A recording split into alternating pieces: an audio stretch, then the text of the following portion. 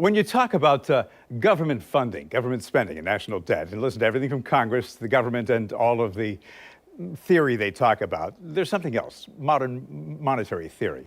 What the government says, it makes you wonder. There's a lot of confusion about what this nation can and cannot do. So, MMT, that theory I just mentioned, can this theory help us tackle our social problems? Do we really need to worry about the deficit? So this other side to the national debt, is there another way to find the money? Joining me on the morning show, political science professor Dr. Daniel Cronrath. So there's this documentary researched by an economist, Stephanie Kelton, called Finding the Money.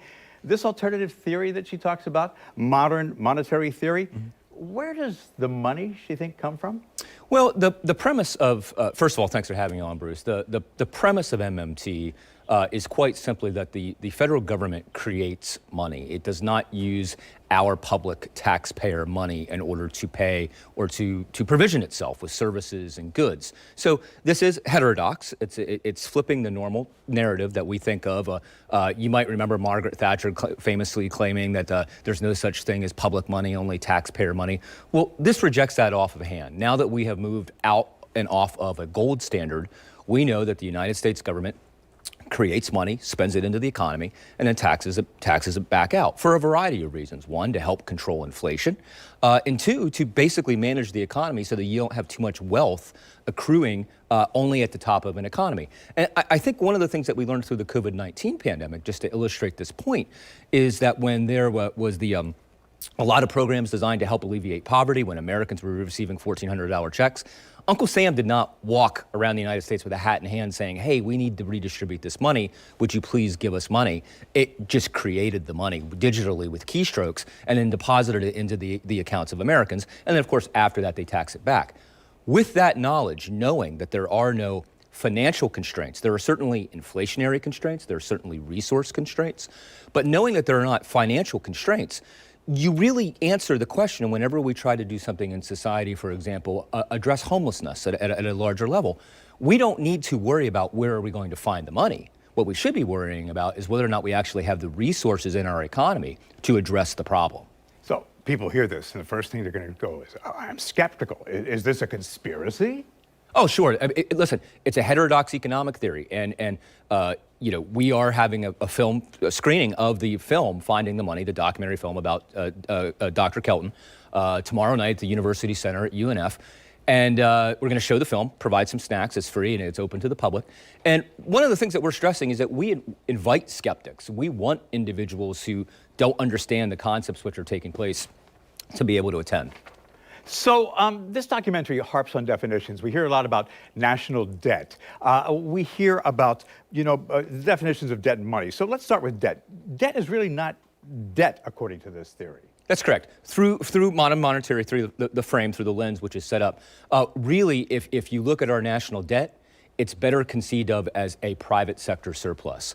If our national debt right now is $34.5 trillion, approaching $35 trillion, which is an eye-popping figure, literally, it's actual two-column accounting. You can find in the private sector where that money has been left. So when you really think about the national debt clock that we famously see, $34 trillion, and then every family owning $247,000 if somebody were to come back and, collect this money into the future. In reality, MMTers would look at that as a national savings clock, because that's literally the money that the government has spent into the economy and then not taxed back out. And these economists surmise that taxes aren't needed to fund growth, which is not what we hear.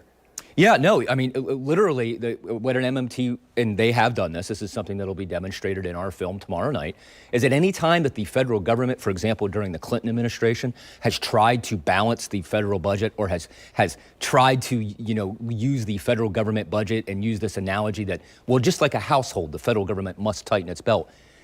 Every single time in American history we've tried that, it's actually led to recession, because the private sector in our households are dependent upon, and by the way, not just the Hamilton household or the Cronrath household, state and local governments are. They don't issue their own currency. They use the U.S. currency. So whereas the state of Florida and the city of Jacksonville has balanced budgets, because they don't issue their own, we don't pay for things in Florida, we say with gators as a state currency. We use the U.S. dollar.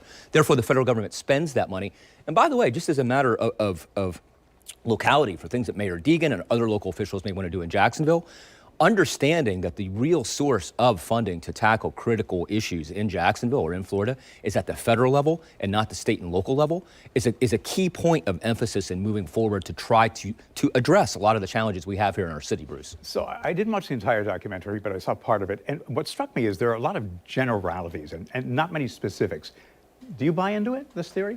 I do. Now, it's important to know I'm not an economist. So tomorrow night at the event at 6:30, after the viewing of the film, we are going to have some leading MMT economists join us to answer questions from the audience, specific questions. You know, for example, are you advocating that you can just spend unlimited amounts of money? Won't that be inflationary? Now, these are things that I could tackle, and my understanding of it as a layperson, because I'm not an economist, I teach political science.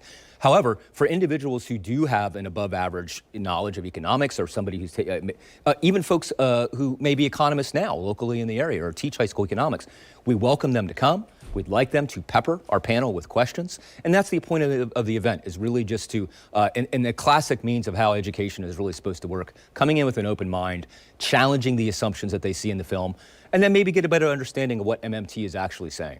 And I will go this far. Government doesn't run itself like any other business. And maybe that's one of the underlying things about this MMT theory. So if you would like to decide for yourself, you can watch this documentary tomorrow night. Place to be is the Adam Herbert University Center on the UNF campus. Doors open at 6. Film starts at 6:30.